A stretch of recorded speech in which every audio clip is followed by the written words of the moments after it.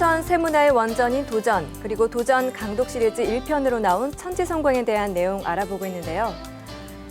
인류가 살아오면서 신에 대한 이야기를 많이 하고 있습니다. 신과 자연은 우리 인간의 삶의 문제를 이야기할 때 빼놓을 수 없는 주제인 것 같은데요. 오늘은 제3장, 인간으로 오신 하나님, 증산상제님에 대해서 알아보겠습니다. 오늘도 전기훈 수호사님 모시고 도담 나눠보겠습니다. 수호사님 안녕하십니까? 예, 안녕하십니까? 네, 지난 시간에는 우리 인간과 만물이 태어나 살다가 다시 돌아가는 이 천지 대자연의 변화 원리에 대해서 알아봤는데요. 다시 한번 간략하게 정리해 두시고 시작하면 좋겠습니다.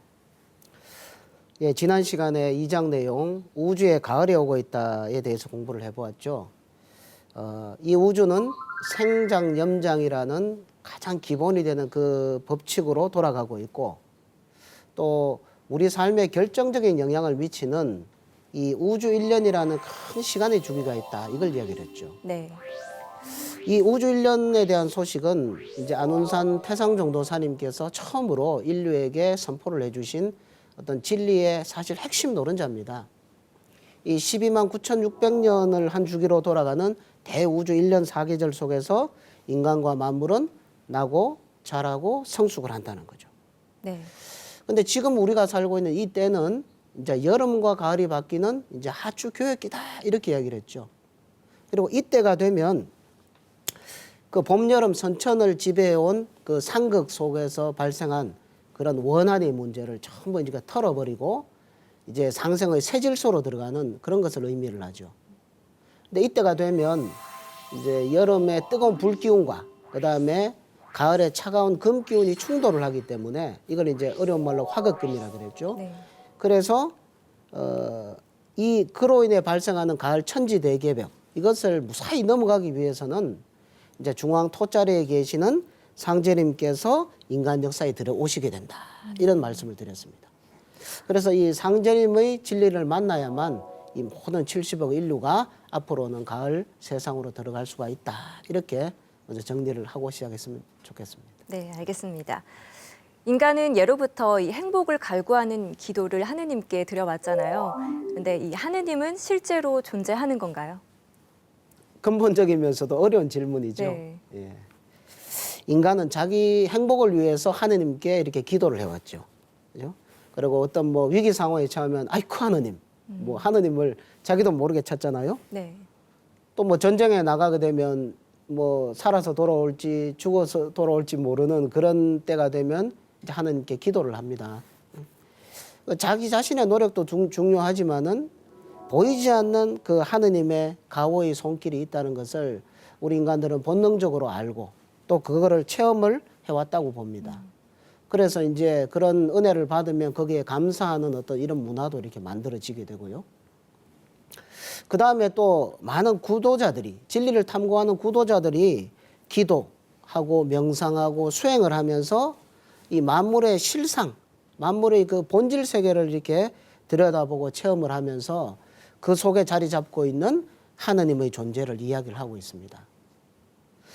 뭐 결론적으로 이 우주의 이면에, 우주 변화 원리의 그 깊은 곳에는 바로 하느님이 계시다는 거죠. 네. 이 하느님을 동방에서는 예로부터 상제님이다라고 이렇게 불러왔습니다. 네, 그런데 이 상제님이라는 말은 일반인들에게는 조금 낯설게 느껴질 것 같아요. 이 상제님이라는 말 언제부터 쓰기 시작했나요? 예, 자료 화면을 보면서 말씀을 이어가도록 하겠습니다. 상제님이라는 말은 이제 하느님이라는 말이죠. 이제 윗상자 하느님 제자. 그래서 가장 높은 하늘에 계시면서 이 우주를 다스리시는 하느님, 이런 이제 뜻입니다. 네.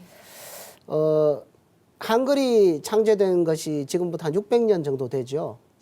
근데 그 이전에 우리가 아이쿠 하나님 할 때 그 하나님을 이제 한글로 기록하지 못할 때는 어떻게 기록을 했을까요? 바로 이제 한자로 이렇게 윗상자 하느님 제자를 써서 상제라고 이렇게 부르고 또 이렇게 기록을 했던 것입니다. 이 상제님을 신앙하는 문화는 이제 언제부터 이렇게 있었느냐?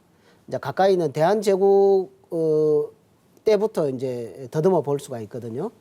1897년에 이제 고종 임금께서 이제 나라 이름을 조선에서 대한제국으로 이렇게 바꾸고 그다음에 스스로 이제 황제로 즉위를 하고 그다음에 용을 새긴 옥새를 사용을 하면서 상제님께 천제를 올렸습니다. 지금 서울에 가면은 이제 조선 호텔이 있던 자리에 지금도 이제 원구단이라고 하는 그 유적이 남아 있는데요. 거기에서 상제님의 위패를 모시고 황제로서의 즉위하는 것을 이렇게 고하는 그런 천제를 올렸거든요. 그리고 그때 이제 애국가도 새롭게 만드는데 그때 이제 애국가 가사를 보면 상제는 우리 황상을 도우소서 이렇게 시작을 합니다. 지금 애국가는 동해물과 백두산이 마르고 닳도록 하느님이 보호하사 우리나라 만세 이렇게 가잖아요. 바로 그 하느님을 이 대한제국 시기에는 바로 상제님으로 인식을 했던 것입니다. 그럼 이 고종 황제께서는 왜 그렇게 했는가? 그것은 우리 한민족 역사에 있던 본래의 그 전통 그 문화를 복원하려고자 했던 것이거든요. 그게 뭐냐면 그것이 바로 이 상제 문화, 상제 신앙을 다시 회복을 해서 그 상제 문화로서 나라와 백성의 안녕을 이렇게 도모를 하려고 했던 그런 뜻이 이제 고종 황제의 생각 속에 담겨져 있었던 거죠. 그 다음에 이제 중국 문화를 한번 보면요. 지금부터 4,300년 전에 그 순임금이 있습니다. 그 순임금이 산동성에 있는 태산에 올라가서 상제님께 천제를 올렸다는 기록이 나옵니다. 그게 이제 유교 경전 중에 하나인 서경에 그게 나오거든요. 그 다음에 우리가 잘 아는 진시황이나 한무제 같은 이런 역대 황제들, 이런 두 명의 역대 황제들이 이 산동성 태산에서 천제를 올린 그런 기록들이 나옵니다. 그 다음에 이제 시경, 유교 경전 중에 시경이라고 있죠. 시경. 이것은 이제 그런 문학 작품을 모아놓은 건데요. 거기 보면 이 상제님의 은혜에 감사하고 상제님을 찬양하는 그런 노래 가사들이 여러 구절이 나옵니다. 그리고 중국 문화에서도 이 상제 문화를 찾아볼 수가 있고요. 그 다음에 좀 더 거슬러 올라가 보면 우리 그 한민족 역사에서 이래 보면 이제 3대 경전이 있습니다. 그것이 이제 천부경과 삼일신고와 참전개경 이렇게 이야기를 하거든요. 그럼 이 천부경이라고 하는 것은 저 멀리 이제 환국시대 때 나온 것인데요. 이 천부경의 내용에는 바로 상제님께서 이 우주를 다스리시는 그런 법도 그것을 이제 수의 이치로서 이렇게 설명을 해 놓은 내용이 천부경에 기록이 되어 있습니다. 그 다음에 내려와서 배달국 시대에 내려가면 거기는 삼일신고가 나오는데요. 여기에는 이 하늘 세계에는 천궁이라고 하는 것이 있다. 천궁, 하늘의 궁전. 그리고 거기에는 상제님이 계시고 그 상제님께서 이 우주 만물을 낳고 기르고 다스리는 그러한 것을 체험한 것을 기록을 하고 있고요. 또 이 상제님과 하나가 되기 위해서 인간은 끊임없이 자기를 닦아 나가야 된다는 그런 가르침도 삼일신고에 나옵니다. 네. 그 다음에 조금 더 내려오면 이제 고조선 시대에 와서 이세 단군, 부르 단군 때에 이제 어아가라고 하는 노래를 지어서 이렇게 백성들에게 이렇게 부르게 하는데요. 그 내용이 뭐냐면 상제님의 은혜에 감사하는 것, 그리고 상제님의 은덕을 찬양하는 것, 이런 노래 가사로 되어 있거든요. 자, 이런 것을 보면 최소 6,000년 전부터 이 하나님 신앙의 원형이라고 할 수 있는 이 상제 신앙, 상제 문화가 우리 동방 한민족의 역사로부터 시작되었다 하는 것을 알 수가 있죠. 네, 상제 문화가 그렇게 역사적인 문화라면 이 상제님이란 말은 낯선 것이 아니라 오랜 전부터 가지고 있던 것을 잃어버린 것이 아닐까 이런 생각이 드는데요. 예, 그렇습니다.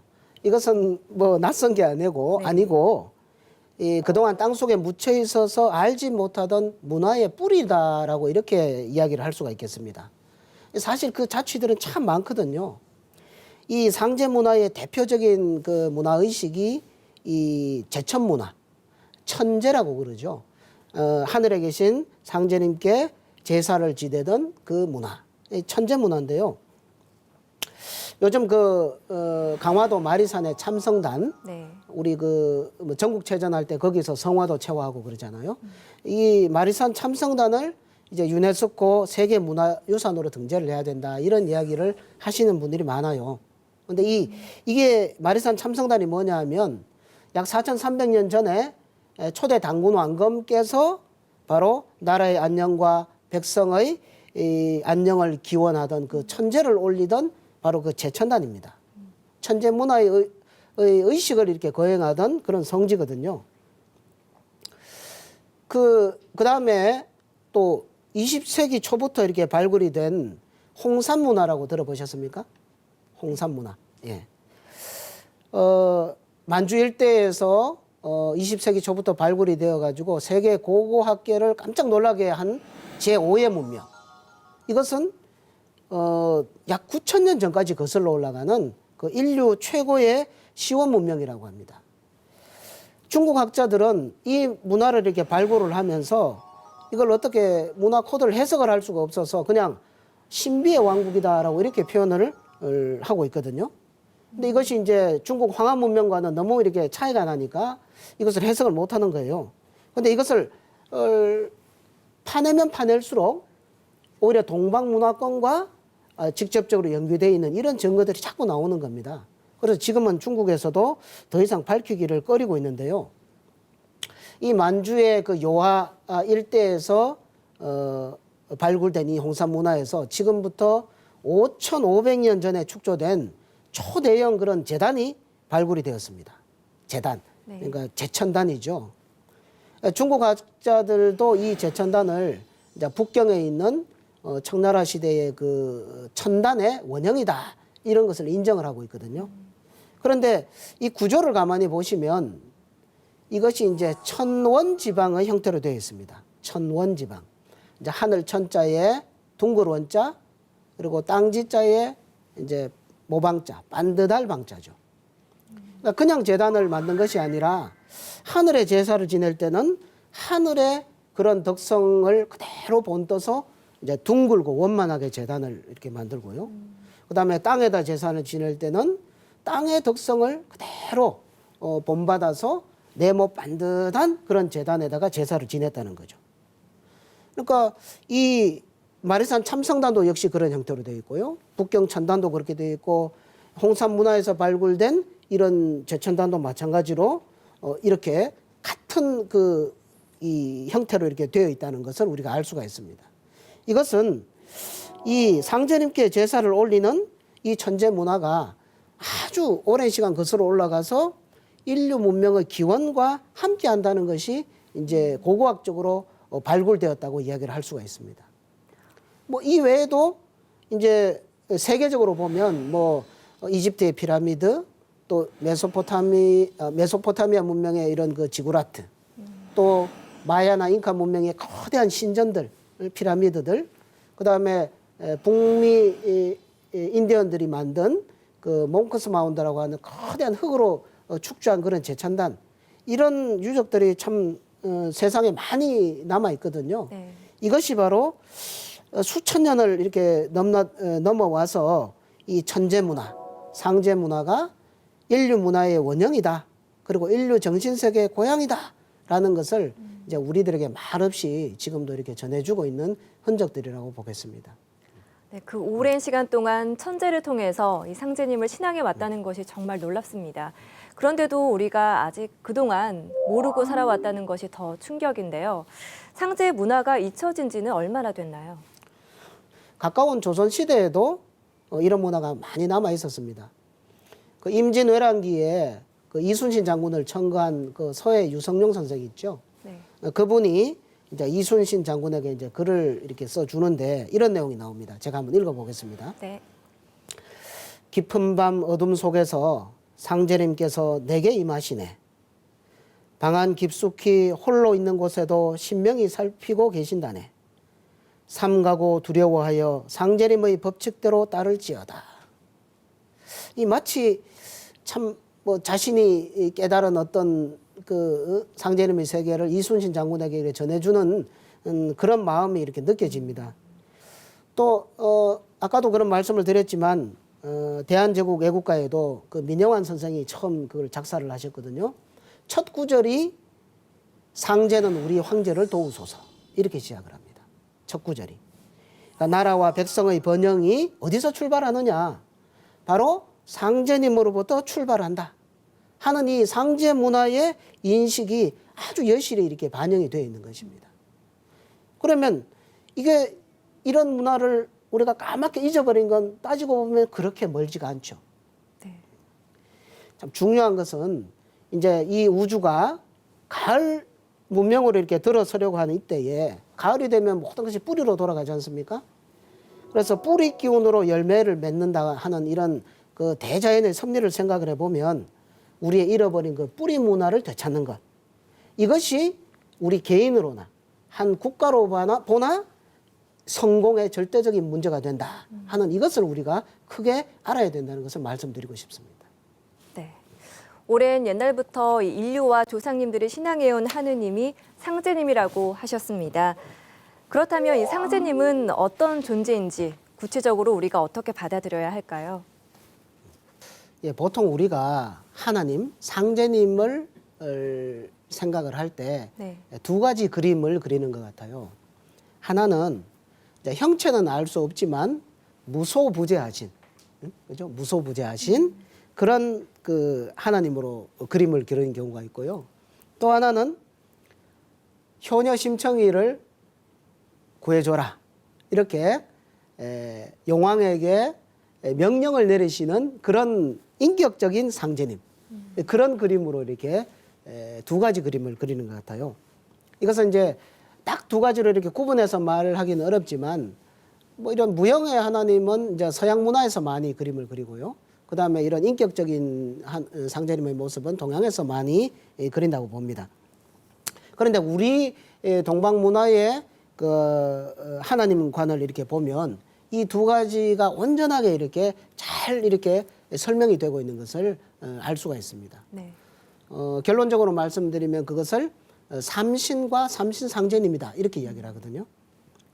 먼저 그 삼신에 대해서 알아보면요. 자, 이 세상 만물은 어디서 출발했는가? 그것은 신으로부터 나왔다. 신으로부터 출발했다는 겁니다.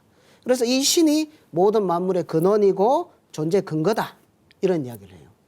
그러면 이것은 무소부재하고 우주에 가득 차 있는 얼굴 없는 우주의 조화성령. 이것을 이제 어려운 말로 이제 어떤 원자를 써서 원신이다라고도 이렇게 이야기를 하거든요. 네. 자, 그럼 이 신을 그냥 신이라고 하지 않고 앞에다 삼을 붙였잖아요. 삼. 네. 삼이라는 수식을 붙였습니다. 그러면은 신이 세 분입니까? 이렇게 질문할 수 있겠죠. 근데 이제 세 분이 아니고 그 신의 덕성, 또 신이 하고자 하는 일, 신의 의도가 세 가지라는 것입니다. 그것을 우리 이제 조상님들은 조화와 교화와 치화다 이렇게 이야기를 해요. 뭐 쉽게 말하면 낳고 기르고 다스린다. 낳고 기르고 질서를 부여해서 다스리는 이 세 가지 틀을 가지고 있는 신이다 이거죠.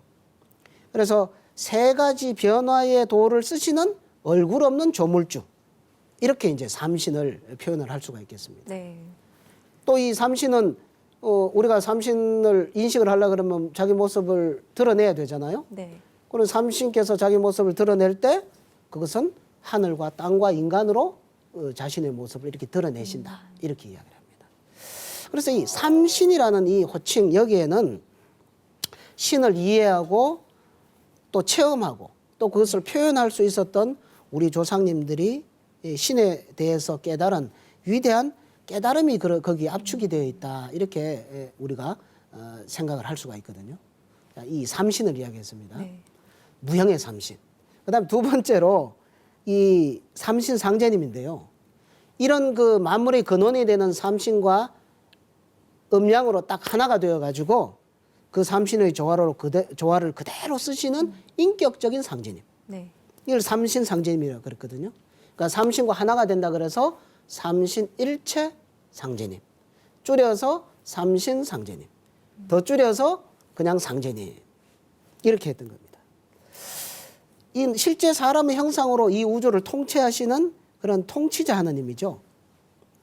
자, 그러면 무형의 삼신과 유형의 인격적인 상제님을 이야기를 했는데요. 무형의 삼신만 있다고 생각을 하면 우리 인생의 행복과 성공은 이 상제님과 별 관계가 없을 겁니다. 그렇죠? 근데 이 상제님이 울고 웃고 화내고 또 인간 역사를 감독하고 또 꾸지람을 할 때 꾸지람을 하고 하는 이런 인격적인 상제님이 계시기 때문에 이 우주 역사는 의미를 가지고 가치를 가지게 되는 거죠. 네. 우리가 상제님께 기도를 해도 그 기도가 의미가 있게 되는 것이고 또 그 기도의 응답을 받았을 때 그 은혜에 또 감사하는 그런 인간의 행위가 또 의미를 가지게 되는 거죠. 그래서 이 무형의 원신과 주신, 삼신과 삼신 상제님, 이것은 우리 조상님들의 참 신에 대한 원숙한 그 지식과 깨달음의 언어들이다, 이런 말씀을 드리고 싶습니다. 네, 삼신이라고 하면 보통 이 아기를 타내리는 삼신할머니 정도로 생각했었는데 그 삼신에 그런 깊은 의미가 담겨 있다는 것이 정말 놀랍습니다. 예, 뭐 보통 삼신하면 그냥 미신적인 거, 네. 뭐 아주 좀 저급한 거 이런 것으로 이렇게 생각을 하고 있는데 그렇지가 않습니다. 이 삼신 문화는 우리 한민족의 장구한 역사를 낳고 또 그것을 오랜 시간 동안 이어오게 할 수 있었던 그런 힘이자 그 에너지의 그 창고거든요. 그래서 우리 조상님들은 그 삼신의 이상을 땅 위에 실현하기 위해서 그런 역사를 이렇게 만들어 나가는 그런 것을 네. 우리가 많이 볼 수가 있고요. 또 무엇보다도 바로 그 상제님께서 인간 세상에 오심으로써 지금까지 신에 대한 많은 이야기들이 있는데 그 신에 대한 그 모든 의문이 이제 완전히 해소가 되는 그런 때를 맞았다고 하는 것이 더 큰 의미라고 생각을 합니다. 네. 그런데 각 종교 문화권에서는 자신들이 믿는 신을 최고의 하나님이라고 여기잖아요. 그런데 이 하나님은 단 한 분일 것이다라는 이 막연한 생각을 가지고 있는 것도 사실인 것 같아요. 뭐 그런 이야기를 합니다. 네. 아, 하나님은 한 분이시죠. 그럴 거예요. 이런 이야기를 많이 하시거든요. 뭐 하늘에 계시니까 하늘님, 그리고 한 분이니까 하나님, 뭐 이런 표현을 쓰죠. 그런데 각 문화권에서 믿는 그 신이 다 이 우주의 절대자라면 우리에게는 희망이 없죠. 없습니다. 세계는 이제 글로벌화되어서 지구촌 한 가족 시대로 들어가고 있잖아요. 네. 지구가 다 하나가 되어가죠. 근데 종교 문화권은 그렇게 되지 못하고 각 종교에서 믿는 절대자가 다 다르다. 이렇게 되면 이 인류 보편적인 구원이라고 하는 것은 있을 수가 없는 거죠. 이 우주의 진리는 하나고 우주의 통치자 하나님도 한 분이지 결코 둘이 될 수가 없죠. 그분의 호칭이 이제 상제님이신 거죠.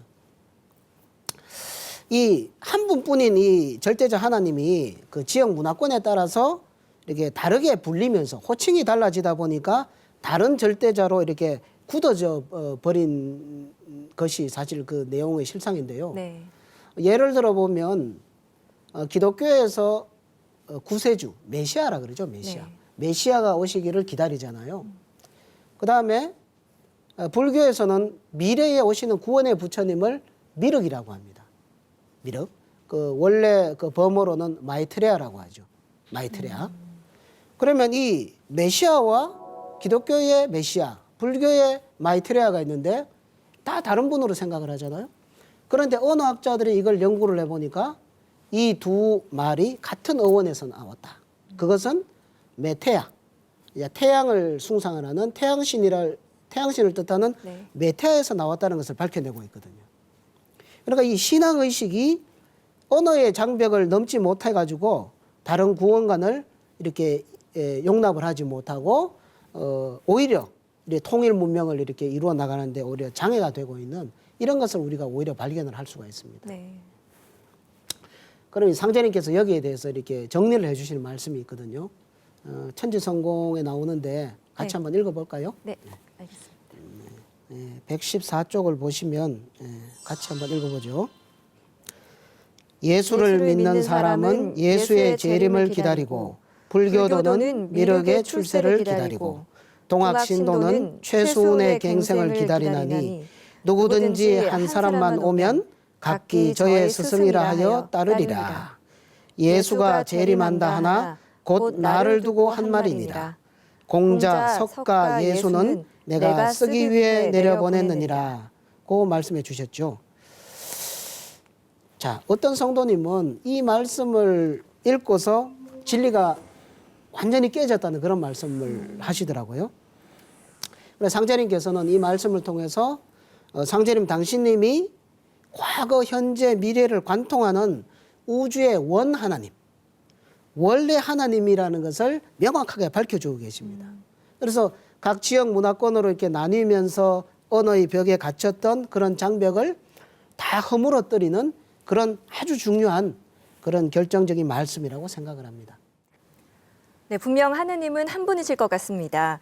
하지만 현실의 여러 종교 문화에서는 이미 이 하느님을 각기 다른 이름으로 부르고 있는데요.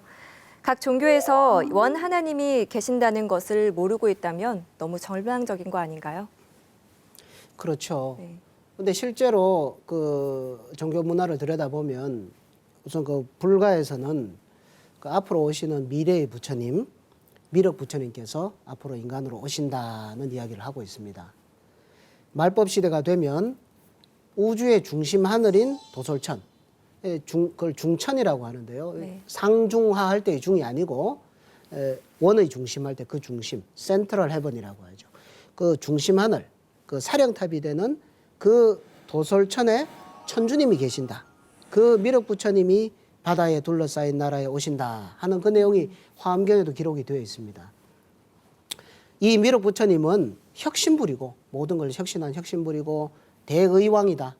모든 병을 다 치유하시는 그런 큰 지존무상하신 그런 분이다라는 것을 이렇게 기록을 하고 있습니다. 네.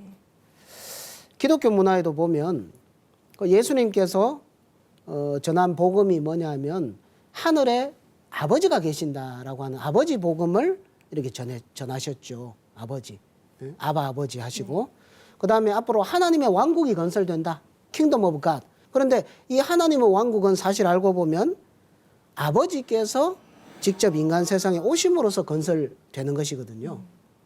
그래서 요한계시록에도 보면 나는 알파요 오메가라. 전에도 있었고 지금도 있고 장차 올 자다. 앞으로 오신다는 것을 이렇게 선언을 하고 있습니다. 네. 그 육아에서는 그 육아 경전의 주역의 그 설궤전을 보면 성언호간이라고 합니다. 성언호간. 앞으로 동북간방에서 간방, 동북방을 간방이라고 하는데요. 여기에서 동서의 모든 깨달은 이들의 말씀, 그게 진리죠. 그 진리가 완성된다. 동북간방 이 한반도를 가리킵니다. 네. 여기에서 상제님께서 출세를 하셔가지고 그 상제님의 도법으로 이 진리가 완성이 된다. 이상이 실현된다라는 이런 가르침을 전하고 있습니다. 각 종교 문화권을 들여다보면 사실 성자들이 나름대로 깨달은 그 바탕 속에서 이 우주 역사의 가장 큰 사건, 아버지 하나님의 강세 사건을 사실 이야기를 하고 있습니다. 하지만 그런 그 가장 그 최종 결론이 되는 그 내용을 들여다보지를 못해서 그것을 잘 모르고 있을 뿐이죠. 사실 각 종교의 결론이라는 것은 아버지 상제님의 강세로서 그 이상이 이루어진다. 이것을 제대로 들여다보는 것이 참 진리를 찾는 데 아주 중요한 문제입니다. 네. 그래서 열린 마음 또 성성이 깨어진 정신으로 진리를 제대로 들여다봐야만 참 길을 찾을 수가 있는 것이죠. 네. 네, 하나님은 한 분이시다. 이 한 분 하나님 조화 속에서 우주가 변화해간다라고 말씀해 주셨습니다. 그런데 이 우주의 가을철 하출교역기에는 이 중앙의 자리, 토의 자리에 계신 하나님이 인간으로 오신다고 말씀하셨는데요. 그렇다면 인간으로 오셨는데 과연 신이라고 할 수 있을까요? 서양 사람들의 그림 속에는 생각의 그림 속에는 어떤 게 있냐면 아까 말씀드린 그 원신적인 무형의 하나님 이런 하나님관을 가지고 있어서 그런 것 같아요. 그래서 그게 잘 받아들여지지가 않는 것 같습니다. 네. 그 원신과 주신, 무형과 유형, 비인격이고 인격적인 그 하나님관을 온전히 이해를 하면 이것은 뭐 사실 큰 문제가 되지 않는다고 보거든요. 네. 이 인간의 모든 문제를 체험하고 해소를 해주시고 또 인간 중심의 역사를 열어주시기 위해서는 하나님이 인간의 몸을 가지고 오시는 것은 사실 아주 당연한 진리의 결론이라고 저는 말씀을 드리고 싶습니다. 앞에서 얘기해 주신 이 삼신상제님과 또 증산상제님은 어떻게 이해해야 할까요? 그 사람의 특징을 이렇게 가장 잘 설명할 수 있는 별명. 그걸 호, 정산 상제님의 호가 정산이죠. 네. 그럼 이 정산이라는 말에는 상제님께서 하시고자 하는 그런 뜻과 의도가 압축되어 있습니다. 정자가 이제 시루 정자. 그러니까 떡을 찌는 시루 그거죠. 네. 그러니까 설익은 곡식을 푹 익혀서 성숙되게 만드는 것. 그게 이제 시루의 역할이죠. 네. 그래서 봄, 여름 그 선천에 미성숙된 천지를 가을에 누렇게 익은 그 성숙의 세상으로 만드시기 위해 인간으로 오셨다는 그런 뜻을 담고 있는 것입니다. 그래서 인간으로 오신 상제님을 특히 이제 정산 상제님이다라고 이렇게 우리는 부르고 있는 거죠. 네. 떡을 쪄내는 것처럼 이 미성숙한 것을 성숙하게 완성시켜주는 이 시루 증자를 써서 네. 증산 상제님이란 이름으로 한국 땅에 오셨다라고 말씀해 주셨는데요. 네. 그런데 왜 하필 우리나라에 오신 걸까 궁금합니다. 특별한 이유가 있는 건가요? 네, 자료 화면을 보면서 말씀을 드리는 게 좋을 것 같습니다. 네. 뭐 상제님께서 오시는데 그냥 오시는 게 아니겠죠. 대통령이 어디를 가시더라도 그냥 안 가잖아요. 근데 여기에는 크게 두 가지 이유가 있습니다. 하나는 인류 문화의 뿌리가 우리 동방 한국이기 때문입니다. 인류 문화의 뿌리. 우리나라는 이제 인류 모체 종교라 그래요. 모체 종교. 어머니와 같은 뿌리가 되는 종교. 그 신교를 신교, 이 신교의 문화 전통을 가지고 있습니다. 근데 신교라고 하는 것은 그 하나님 신앙의 원형입니다. 많은 그 하나님 신앙이 있잖아요. 근데 가을이 되면 모든 진액이 나무 뿌리로 이렇게 돌아가는 그런 대자연의 섭리가 있죠. 그리고 뿌리 기운을 받아서 열매가, 뿌리 힘이 강하면 열매가 튼실하게 맺고 약하면 약하게 맺고 이러기 때문에 가을 열매 문화를 열기 위해서는 뿌리 문화의 원적지로 오실 수밖에 없습니다. 그래야만 동서양의 문화를 모두 구원할 수 있는 보편적인 그 뿌리 문화, 네. 이 신교 문화의 원형을 간직하고 있는 동방조선. 그래서 이 보편의 구원 진리를 열어주시기 위해서는 이 한반도 땅, 조선 땅으로 오실 수밖에 없도록 되어 있다는 거죠. 그게 한 가지고요. 네. 두 번째 이유가 있는데요. 그것은 지리학상으로 봤을 때 이 한반도가 이 지구 전체의 핵심, 혈자리에 있습니다. 혈자리. 정산도의 안운산 태상종 도사님께서 이 지구가 형성되어 있는 그 이치를 처음으로 이렇게 밝혀주셨는데요. 이 한반도가 지구의 혈이다. 이거를 밝혀주셨어요. 이제 일본하고 아메리카 대륙은 이게 길쭉하게 해서 이제 좌청룡을 이루고 있고요. 그 다음에 아시아 대륙과 아프리카 대륙은 뭉툭하게 우베코 이렇게 해서 오른쪽을 이렇게 담장처럼 다 이렇게 감싸주고 있습니다. 그리고 호주, 오스트레일리아 있죠. 호주는 밑에서 그거를 기운이 안 새도록 다 받쳐주고 있는. 그래서 한반도를 이렇게 딱 감싸면서 보호하고 있는 이런 모양으로 되어 있거든요. 그래서 이 한반도가 지구의 혈 명당이라는 것을 밝혀주신 거죠. 이 명당이라는 것은 새 문명을 여는 이 생명을 잉태하는 자리가 바로 이 한반도입니다. 그래서 가을 문명을 출산하시기 위해서는 상제님께서 한반도로 오시도록 또 오실 수밖에 없도록 그 큰 틀이 정해져 있다는 거죠. 그래서 바로 그 땅에 그 상제님이 오시도록 큰 틀이 정해져 있다. 이것을 우리가 크게 깨우쳐야 될 줄로 믿습니다. 네, 그거는 잘 이해가 가는데요. 그렇게 아예 그렇게 정해져 있다면 인간은 수동적으로 따라가는 건가요? 대자연 틀이 봄, 여름, 가을, 겨울 자연의 틀이 있잖아요. 틀이 있으면 그것만으로 되는 것이 아니라 그 속에서 인간이 봄, 여름, 가을, 겨울을 살면서 만들어내는 이런 삶의 흔적들이 문화와 역사를 이루잖아요. 네. 그래서 역사를 완성하는 것은 인간의 뜻과 노력입니다. 자, 이 상제님의 한반도 강세 사건, 이것을 가능하게 한 역사적인 사건들이 있습니다. 그 이제 세 가지가 있는데요. 첫 번째로 지금으로부터 약 1400년 전 이제 신라 경덕왕 때에 처음으로 이제 미륵불 신앙을 열어주신 진표율사의 이야기가 있습니다. 이 진표율사께서는 불교 3000년 역사에서 미래의 부처님이신 미륵 부처님한테 직접 도를 받으신 유일한 인물이시거든요. 현재 부리신 석가모니 부처님이나 여러 불보살에게 이렇게 도를 받은 것이 아니라 미래에 오실 부처님한테 받은 거예요. 특이하죠? 네. 자, 이분이 12살 때 출가를 해서 스승이 이제 숭제법사로부터 그 구도의 방향을 이렇게 지도를 받는데 너는 미륵 부처님한테 가서 도를 받으라. 이런 가르침을 받습니다. 그래서 그로부터 계속 그 수도에 정진을 했거든요. 그렇게 수도 생활을 하다가 이제 그러다가 27살이 되었어요. 그래서 이제는 제대로 도를 이루어야 되겠다. 이런 마음을 가지고 저기 서해 쪽에 가면 변산반도에 가면 변산이라는 산이 있습니다.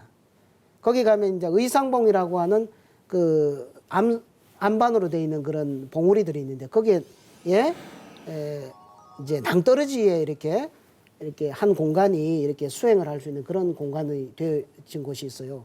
그것을 부사이 방장이라고 해요. 부사이 방장. 생각이 끊어지는 자리. 그러니까 거기 가면은 뭐 조금만 잘못하면 떨어져 죽으니까 사람이 긴장을 하겠죠. 그 부사이 방장에 들어가서 내가 3년 동안 도를 닦겠다.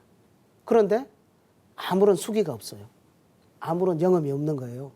그래서 너무너무 절망에 빠져서 내가 이 생에 태어나서 도를 못 이루고 차라리 죽는 것이 낫겠다 해서 그 청길낭 떨어지로 뛰어내립니다. 그런데 그때 기적이 일어난 겁니다. 푸른 옷을 입은 그런 동자신명이 나타나서 진표율사를 받아가지고 다시 올려놓는 거예요. 그런 기적을 체험하고 나니까 진표율사께서 다시 용기를 내가지고 다시 수도에 정진하겠습니다. 이렇게 해서 21일을 기약하고 가장 그 어려운 그 수행법이라고 하는 망신참법, 자기 몸을 두드려가면서 참여하는 그 망신참법을 통해서 20일을 수도를 했어요. 마지막 끝나는 날 그 정성에 감동을 해서 그 도솔천의 천주님이신 미륵 부처님께서 오셔가지고 직접 도를 열어주십니다. 거기에서 진표율사께서는 대도통을 하시거든요. 너무너무 큰 사건이 일어난 거예요. 미래의 부처님으로부터 도통을 받은 겁니다. 그러니까 과거, 현재, 미래가 환히 열리면서 앞으로 오는 가을 대개벽길을 알게 되고 또 그때에 이 미륵 부처님께서 오셔가지고 세상을 건지신다는 것도 알게 됩니다. 그때 진표율사께서 뭐를 이렇게 간절히 기도했냐 하면 그때 이 인간 세상으로 오시려면 바로 이 조선 땅, 이 한반도 땅으로 와주십사. 이거를 이렇게 청을 올리거든요. 그래서 상제님 동방강세의 인연, 그 인연을 처음으로 맺어주신 분이 바로 진표율사. 그 진표율사의 지극한 일심정성. 이것이 역사의 재료가 되어서 상제님의 강세 사건이 일어날 수가 있게 되었다는 겁니다. 그 다음 두 번째 이야기를 드리겠습니다. 이번에는 이제 서양의 신부이신 마테오 리치 신부님이라는 분이에요. 마테오 리치 신부님은 예수의 선교사로서 인도를 거쳐서 중국에 와서 거기서 선교 활동을 하다가 이제 북경에서 묻히신 분이에요. 근데 이분은 아주 또 특이한 점이 뭐냐면 이 땅에 살고 있는 이 땅에 천국을 건설하려는 그런 꿈과 이상을 가지신 분입니다. 내가 죽어서 천국 가는 것이 아니라 지금 이 세상에 살고 있는 모든 인류에게 사람들에게 천국과 같은 그런 복된 삶을 열어주고 싶다. 이런 마음을 가지고서 평생을 이렇게 봉사를 하신 분이거든요. 그래서 뭐 달력도 만들고 지도도 그리고 동서문물도 교류를 하고 막 이런 노력들을 많이 합니다. 그러다가 동양에 와서 동양 공부도 하게 되죠. 거기서 뭘 발견해냐면 자신이 믿던 천주님, 서양에서 믿던 그 천주님이 동양에 와서 보니까 아, 동양에서 믿던 그 바로 그 상제님이구나. 이거를 깨닫고서 천주실이라는 책을 쓰십니다. 천주실의 첫 번째 구절이 뭐냐 하면 천주는 곧 상제님이다 이렇게 나옵니다. 리치 신부님은 세계 최초로 동양과 서양의 하나님관을 통일하는 깨달음을 여신 분이거든요. 이게 참 중요한 문제입니다. 자, 이분이 이 땅 위에다가 천국을 건설하기 위해 위해서 노력을 하시다가 돌아가셨어요. 죽어서 이제 신명이 되었습니다. 근데 죽어서 신명이 되었어도 그 꿈과 이상을 버리지 않고 계속 인류가 이런 천국 같은 문명을 누릴 수 있도록 이렇게 노력을 했거든요. 그 지극한 일심에 천지 신명들이 전부 감동을 해가지고 리치 신부님을 도와가지고 서양 과학자들한테 이렇게 지혜를 열어주고 아름길을 열어줘가지고 서양의 과학 문명을 막 발전을 시켜서 인류의 삶의 질이 그냥 비합적으로 발전을 합니다. 이런 보이지 않는 역사가 있거든요. 이렇게 해서 인간이 참 잘 살게 됐어요. 그런데 인간이 물질 문명만 발전했지 정신적으로 성숙이 안 되어가지고 오히려 심각한 부작용을 낳게 되는 거예요. 자연을 파괴하고 신을 부정하고 그죠? 전쟁을 더 하게 되고 뭐 노예 사냥을 하고 이렇게 하게 되니까 이것을 어떻게 막아야 되는데 인간들이 이제 머리가 커져가지고 말을 안 듣는 거예요. 그래서 방법을 찾다가 도저히 안 돼서 마침내 이 우주의 통치자이신 그 한 분 상제님을 찾아갑니다. 그래서 상제님을 찾아가서 탄원을 하면서 상제님이 아니시면 이 상황을 어떻게 고칠 수가 없습니다. 그래서 상제님께서 그 탄원을 들으시고 하는 수 없이 인간 세상으로 내려오시게 됩니다. 그러니까 이 리치 신부님이란 분은 하나님의 인간 강세를 직접 인도하신 분이고요. 또 동서양 문화의 다리를 놓으신 분, 또 동서양 신관을 통일하신 분이고요. 또 삶과 죽음을 넘어서서 이 지상에다가 천국을 건설하려는 그런 노력을 이렇게 함으로써 잘못된 천국관을 바로 잡아주신 분이고요. 또 상제님은 이 리치 신부님을 보민신이라고 이렇게 표현을 하셨어요. 백성을 위해서 일하는 참 훌륭한 신명이다. 이렇게 표현을 하시는데요. 인류 역사상 가장 훌륭한 첫 번째 인물로 인정을 해주신 분입니다. 자, 이런 두 번째 역사가 있었고요.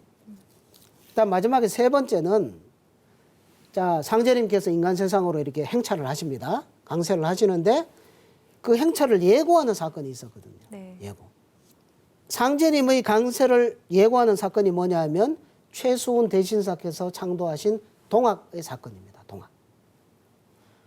최수훈 대신사께서 평생 진실되고 지극한 구도를 이렇게 하신 분인데 상제님께서 그 정성을 보시고서 최수훈 대신사에게 앞으로 상제님 강세의 소식을 전하게 하셨습니다.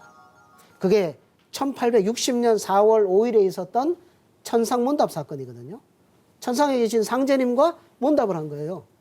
갑자기 하늘에서 상제님의 음성이 들리는 겁니다. 최수훈 대신사께서 기도를 하고 있는데 세상 사람들이 나를 상제라 이러거늘 너는 어찌 상제를 모르느냐. 먼저 이렇게 꾸짖고 시작을 하셨어요. 세상 사람들이 나를 상제라 이런다. 수천 년 전부터 인류는 하느님을 상제로 알고 믿고 신앙하고 소통하고 하나가 되는 그런 문화를 누려왔다. 그런데 너는 도를 닦는 구도자로서 도의 주제자이신 상제님을 왜 모르느냐.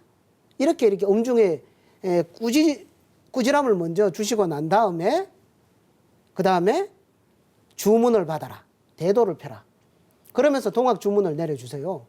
동학 교도들이 읽는 그 주문에 보면 시천주 조화정 영세불망 만사지 직이금지 원이대강이라고 하는 그 주문이 있습니다. 시천주 조화정 영세불망 만사지. 모실 시자에 하늘천자 주인주자. 천주님을 모신다는 거예요. 천주님을 모시고 조화를 정하니 그 은혜를 영세토록 잊을 수가 없다. 이런 뜻을 가지고 있는데 이게 이제 동학의 핵심 메시지입니다. 앞으로 하늘의 주인이신 천주, 하늘의 주인이신 상제님을 모시는 그런 성숙한 문명 시대가 열린다. 그것을 준비하라는 것이 동학의 사실 핵심 메시지거든요. 물론 지금은 뭐 동학, 천도교 하면은 그냥 인내천으로 하늘이고 사람이다라는 식으로 지금 왜곡이 되어버렸어요. 그렇지만 동학은 분명히 상제님의 강세 사건을 예고하고 미리 인류에게 준비하라고 알리는 중대한 선언을 그 역할을 동학이 맡았던 것입니다. 그리고 이제 최수훈 대신사가 쓰신 그 가사를 보면 그런 구절도 나옵니다. 호천금궐 상제님을 내가 어찌 알까 보냐. 만고 없는 무국대도 이 세상에 날 것이니 12제국 괴질운수 다시 개벽 아닐런가. 앞으로 가을 개벽기에, 다시 개벽이라 그러죠. 가을 개벽기에 호천금궐에 계시는 상제님께서 이 세상에 오신다. 그리고 새로운 통일 문화가 나온다. 그것을 준비하라. 이것을 인류에게 크게 이렇게 선포를 하는 그런 역사가 나옵니다. 이 역사적으로 위대한 세 분의 그런 인물들의 땀과 일심, 그 정성 노력으로 상제님의 강세라고 하는 큰 틀은 정해져 있지만 그 강세 사건이 역사 속에서 실제로 이루어질 수 있게 되었던 거죠.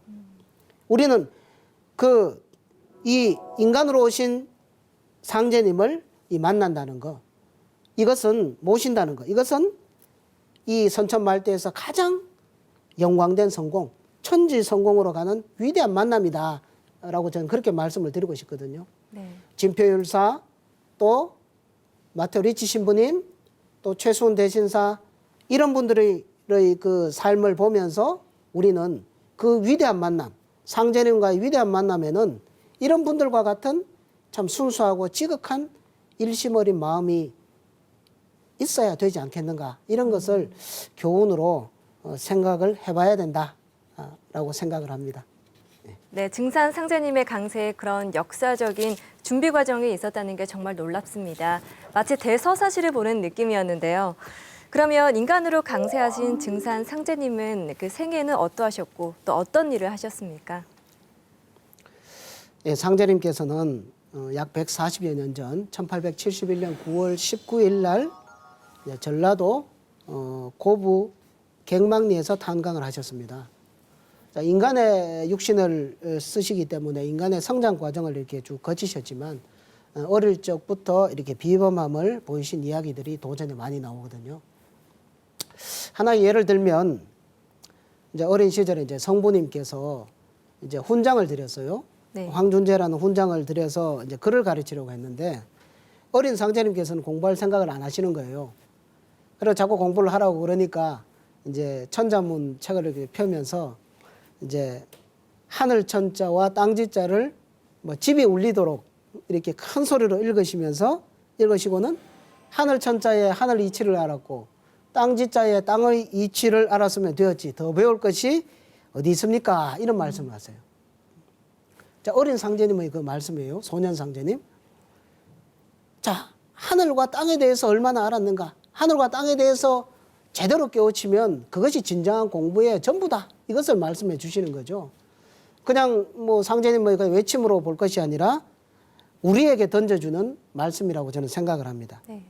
우리 그 천지 성공이라는 것은 이 천지에 대한 깨달음, 하늘과 땅에 대한 깨달음을 반드시 바탕에 깔고서 할 때 성공을 이룰 수 있다. 이것을 말씀을 드리고 싶고요. 네.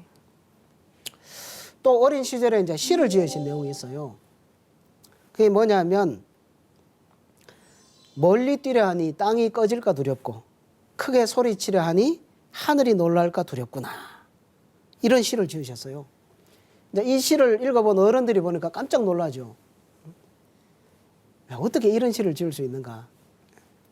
그 기계와 기구 이런 걸 생각을 해보면 이 천지를 주재하시고 병든 천지를 뜯어 고친다는 그런 선언을 하시는 그런 상제님의 면모가 소년 시절부터 이렇게 그대로 나타나고 있는 것을 우리가 알 수가 있거든요. 자, 그 이후에 이제 성장을 하셔서 24세가 되셔가지고 그때 이제 우리나라 동학혁명이 일어났습니다. 그래서 그 전랑기를 직접 다 이렇게 돌아보시고 그래서 이제 세상을 크게 건져야 되겠다는 큰 뜻을 품으시고 또 3년 동안 천하를 이렇게 유력을 하세요. 네. 그러고서 이제 집으로 돌아오셔가지고 31살 되시던 1901년 신축년에 이제 대원사 모악산에 들어가셔가지고 거기 칠성각에 들어가셔서 21일간의 수도를 하십니다. 21일간의 수도. 그러니까 세상을 완전히 새롭게 만들 수 있는 그런 길을 열 수 있는 네. 그런 수도에 들어가시는데요. 아니 상제님이 수도를 하신다는 것은 좀 이상하죠. 이것은 인간이 그냥 자기 수행을 한다든지 수련을 한다는 것과는 다른 거거든요.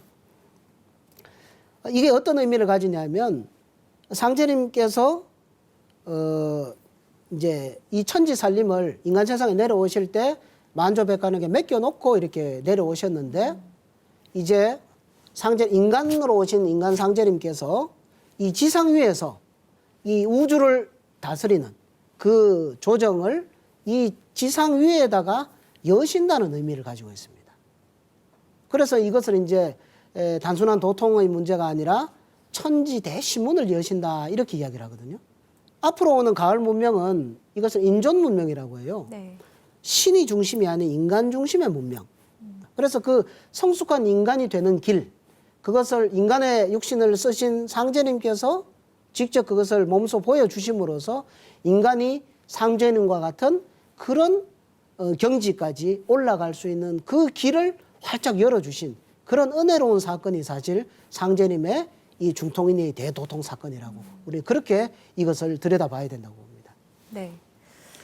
그렇게 해서 상제님께서는 예로부터 상통천문과 하찰지리는 있었으나 중통인의는 없었나니 내가 비로소 인의를 통하였노라 이런 말씀하세요. 그 이전에 선천 문화의 성자들이 넘지 못한 인류 구원의 한계, 어떤 부분적인 그 역할을 넘어서지 못하는 이런 한계들을 전부 허무는 궁극의 도통의 자리를 상제님께서 몸소 이렇게 열어주신 것이죠. 이제 그러고 나서 이제 그것을 바탕으로 해서 이 병든 천지를 바로 이렇게 잡으시는 그런 천지공사를 시작을 하십니다. 네. 그때 이제 선언하신 말씀이 모든 것은 나로부터 다시 새롭게 된다. 상제님께서 그런 선언을 하시면서 이 인간 역사를 새로 시작하는 그런 9년 천지공사를 이렇게 설계를 하시게 됩니다. 우리 뭐 선천 종교에도 보면은 어떤 성자분들이 어떤 기적을 행하시잖아요. 이적을 행하고 이런 내용들이 나오는데 상제님의 그 조화 권능을 보면 이 차원을 달리하거든요. 예를 들면은 나는 천지 일월이니라 천지가 나의 명에 의해서 운행하느니라 이런 말씀하세요. 그리고 이런 난국에 처해서 정세의 뜻을 품은 자는 능히 가는 해를 멈추게 하는 권능을 가지지 않으면 불가할지니 내 이제 시험하여 보리라. 그래서 아침에 해가 이렇게 산 위로 이렇게 쭉 떠오르는데 그것을 해를 못 가게 멈추십니다. 그리고 한참을 지나신 뒤에 다시 가거라 이렇게 명을 내리시니까 해가 이렇게 갑니다. 그거를 이렇게 옆에서 지켜보는 당시 성도들이 볼 때는 뭐 기가 막히는 거죠. 뭐 폭우가 내리는 소나기가 내리는 그런 속에서도 뭐 비 한 방울, 물 한 방울 이렇게 몸에 젖지 않으시는 그런 걸 보고, 그죠? 죽어가는 애들을 살려주시고 병든 병자들을 치료해 주시고 바다 위를 건너시고 용궁을 들어가시고 뭐 당시 따르던 성도들한테는 날마다 충격의 연속이었습니다. 그 진정한 참 하나님이신 상제님의 그 조화 권능의 세계를 체험한 그런 성도들의 이야기들이 이 참 그 도전에 참 자세하게 나옵니다. 자, 그렇게 해서 상제님께서는 9년 동안 이 천지 질서를 바로 잡으시는 설계도, 이 천지 공사를 이렇게 짜시고서 다시 천상의 보좌로 돌아가시게 됩니다. 네. 근데 우주 1년 12만 9,600년으로 보면 사실 상제님께서 다녀가신 시간은 우주의 시간으로 보면 한 2-3시간 정도? 잠시 출장 왔다 가신 거거든요. 우리는 그런 틀에서 네. 상제님의 공생애를 들여다 봐야 된다고 생각을 합니다.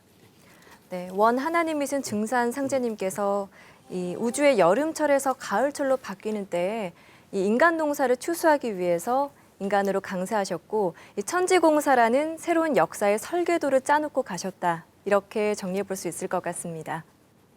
예, 맞습니다. 네. 예. 상제님의 강세 사건은 단편적인 그냥 이야기가 아닙니다. 이건 인류 역사 전체를 통해서 우주 인류 역사 속에서 가장 중요한 극적 사건이다. 이런 것을 우리가 크게 이렇게 깨달아야 되는데요. 이 참 하나님이신 그 상제님을 만나는 것. 이것은 우리 현생뿐 아니라 전생, 이생을 통틀어서 우리의 그 인생의 대성공을 이루는 그런 절대적인 사건이다. 이렇게 우리가 상제님의 강세 사건을 받아들여야 된다고 생각을 합니다. 네, 지금까지 증산 상제님의 강세 소식에 대해서 알아봤는데요. 수호사님 끝으로 정리 말씀 부탁드릴게요. 예, 이 우주는 대자연의 변화 법칙과 또 그 법칙을 주재하시는 상제님의 손길로 어떤 목적을 가지고 이렇게 엄정하게 이렇게 순환을 해갑니다. 이 상제님의 손길이 직접적으로 닿는 때가 바로 이 가을 개벽기죠. 네. 이때는 상제님께서 인간으로 오시는 때입니다. 네. 그리고 이 사건, 우주적인 대사건에 대해서 많은 성자와 철인들이 미리 사실 예고를 다 했습니다. 그래서 우리 70억 인류는 앞으로 오는 이 아버지 상제님께서 열어주시는 새 문명으로 들어가기 위해서 이 상제님의 진리 세계에 수용이 되어야 됩니다. 이 상제님의 진리를 만나는 것. 네. 이것은 모든 인간 그리고 모든 구도자들이 자기 인생의 성공을 위해서 반드시 성취해야 되는 문제라고 생각을 합니다. 네, 지금까지 인간과 신명을 건져 후천 조화 성경에 인도하시기 위해 인간으로 강사하셨던 증산 상제님에 대해 공부해봤습니다. 다음 시간에는 천지성공 4장 인간과 신명 세계에 대해 알아보겠습니다. 수호사님 오늘 말씀 고맙습니다. 고맙습니다.